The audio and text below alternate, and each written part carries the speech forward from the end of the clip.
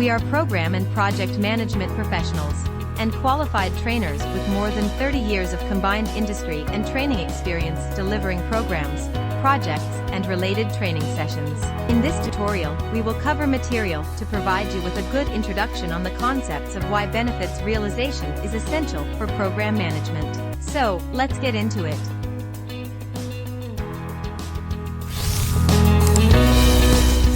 Other segments in the series have covered topics such as what a program is,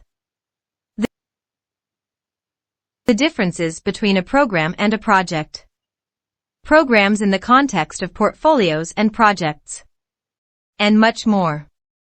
Check the links in the description below to review or revisit the other topics or segments in this series. In this tutorial, Segment 3, we will cover material to provide you with a good introduction on the concepts of Segment 3 of this tutorial series on benefits realization for program management. In this segment we look at how to and what is key for maintaining and evaluating benefit attainment for program management, that is, delivering the expected benefits. This covers sustaining and evaluating the attainment of expected benefits. As mentioned, this third segment of the tutorial series focuses on maintaining and evaluating benefit attainment. We will concentrate on 1. Examining the constituent project deliverables using a benefits measurement approach. 2. Inspecting and sharing progress toward delivering the anticipated benefits with key stakeholders. 3. Comparing and contrasting the benefits to the predetermined delivery plan for the project. 4. Inspecting and sharing lessons learned throughout the projects, and 5. Addressing variations in the delivery of the anticipated benefits. Let's move into focus point 1. 1. Examining the constituent project deliverables using a benefits measurement approach. Management of the program's benefits in order to constantly analyze the potential impact of planned program changes on the expected benefits and outcomes, align the expected benefits with the organization's goals and objectives, assign responsibility and accountability for the realization of the benefits provided by the program, and ensure that the benefits can be sustained. Identify and assess the value and impact of program benefits. Monitor the interdependencies among the outputs being delivered by the various components within the program and how those outputs contribute overall to the program's benefits. The benefits sustainment phase is about receiving organizations carrying out ongoing maintenance tasks after the program has ended in order to guarantee that the program's improvements and outcomes will continue to be produced. The responsibility for maintaining the benefits provided by the program may shift to another organization or program as the program is closed. Operations, maintenance, the introduction of new parts, and other efforts may be required to maintain benefits. Note this means that the responsibility for the ultimate success of the program is really vested with the program manager or ensuring that a plan for success is put in place as part of the handover package of the program and its constituent projects. Let's move on to focus point 2. 2. Inspect and share progress toward delivering the anticipated benefits with key stakeholders. Benefits maintenance falls outside the scope of the typical project lifecycle shown in the diagram. However, benefits maintenance might be carried out throughout the program's lifecycle. These ongoing activities of product, service, or capability support may be included in the program's scope, but they are typically operational in nature and are not run as a project or program. Benefits sustainment activities include, but are not limited to, making plans for the operational, financial, and behavioral changes that program recipients, individuals, groups, organizations, industries, and sectors will need to make in order to keep monitoring performance. Keeping an eye on any unresolved risks that could jeopardize the program's benefits. And now to focus point 3. 3. Compare and contrast the benefits to the predetermined delivery plan for the project. The program roadmap is a graphical representation of the incremental benefits and shows when the return on investment might help fund the benefits and outcomes of the program in the future, depending on the nature of the program. The intended recipients, whether internal or external to the organization, must be able to sustain the incremental benefits after the program's completion and beyond while they are prepared for the resulting change as the benefits accrue. Benefits are provided and components are authorized, planned, and carried out during program delivery. The program delivery phase can begin once the program management plan has been approved. However, it is essential to keep in mind that this plan's development is an iterative process because it is prepared early in the program lifecycle, and changes in critical factors like business goals, deliverables, benefits, time, and cost may result in competing priorities, assumptions, and constraints. The program governance performance domain approves or denies changes to the program management plan, and its subsidiary plans to address these factors. After the formal approval of the program management plan, the program delivery phase begins.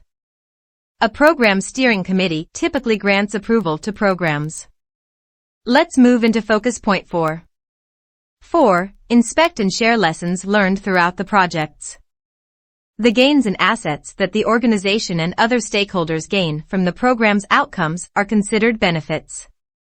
The achievement of an organization's financial goals, such as a 20% increase in revenue or gross margin, or the creation of a physical product or service for consumption or utility, are examples of benefits that are relatively certain, easy to quantify, and may include concrete or limited conditions.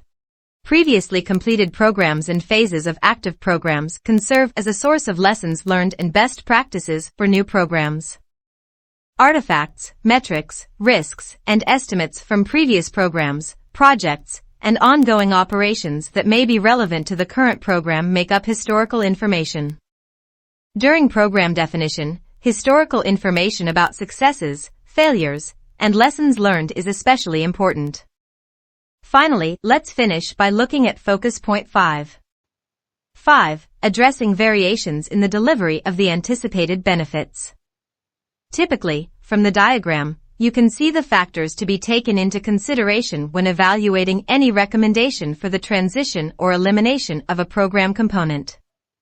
Confirming that the component's business case has been adequately met or that further pursuit of the component's goals should be stopped.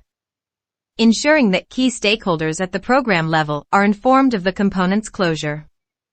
Ensuring that the component complies with quality control plans at the program level, when required. Assessing lessons learned at the organizational or program level as a result of the component's performance in transition, and confirming that all other accepted practices for project or program transition or closure have addressed variations in the delivery of the anticipated benefits. Programs' benefits can often be required to be distributed among multiple stakeholders and are frequently defined in terms of the intended beneficiary. Benefits may continue to accrue after the program ends.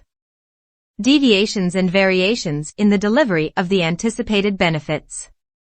Program schedule monitoring and control collaborates closely with other program activities to identify schedule deviations and direct corrective action when necessary.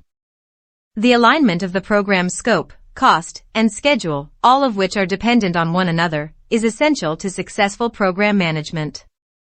For effective risk management, schedule control should be used to identify slippages as well as opportunities to accelerate program or component schedules. As part of the risk management activity, program schedule risks should be tracked. The master schedule of the program should also be looked at to see how changes at the component level affect other components and the program as a whole. The program roadmap should be evaluated for potential revision. Phases of benefits delivery ensure that the program delivers the benefits that the benefits management plan has outlined. When principles, knowledge, and practices are applied in a way that improves program management and increases the likelihood of program success, as measured by the extent and effectiveness of benefits delivery and realization, this is considered good practice.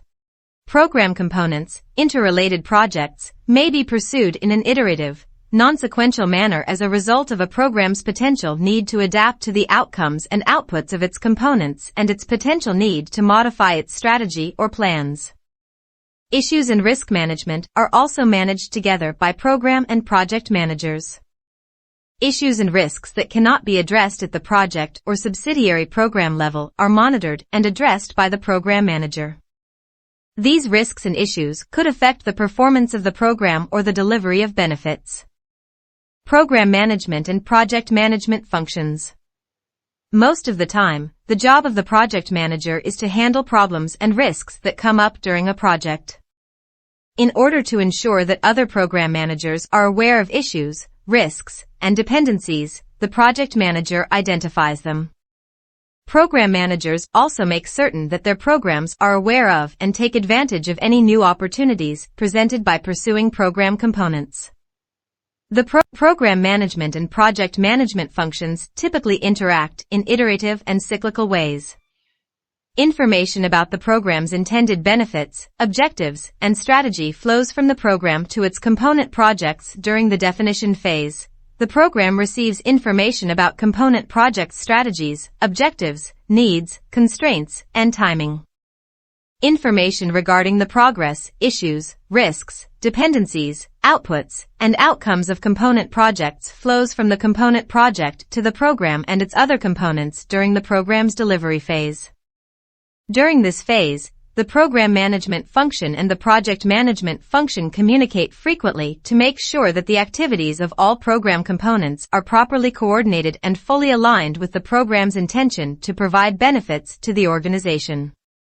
As component projects close, information about project outputs and outcomes flows from the component project to the program during the program's delivery and closure phases to ensure that project benefits are fully realized and sustained. The program and project management functions must collaborate closely because program and project managers need to constantly exchange information and align actions. Based on the requirements of the program and its other components, a program manager can influence a project manager's approach to managing component projects. In summary, program management is used by companies to carry out intricate projects that help the company's strategy. In practice, program managers discover that their initiatives also have an effect on operationally responsible business lines. In addition, program managers frequently discover that program deliverables are transferred to organizational entities to ensure that their benefits are sustained and that the benefits delivered by programs may influence an organization's approach to or scope of operational activities. Because of these factors, it is essential for program managers to forge relationships with those in charge of operating an organization that are collaborative and supportive of one another.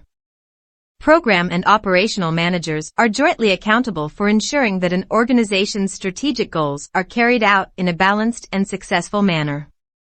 That finishes segment 3. This is the final segment in this series on program management, benefits realization.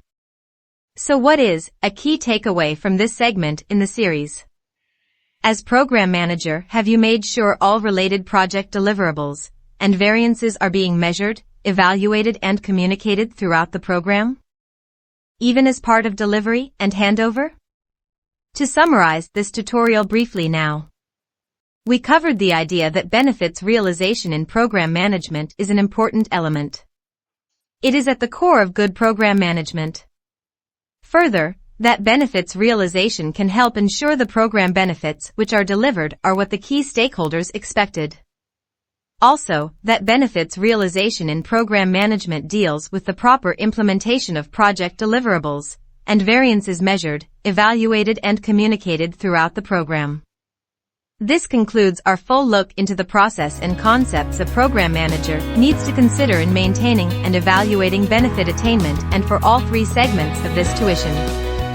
Segments 1 and 2 are available for you as well. Check out these previous segments for this tutorial series. See the links in the description below.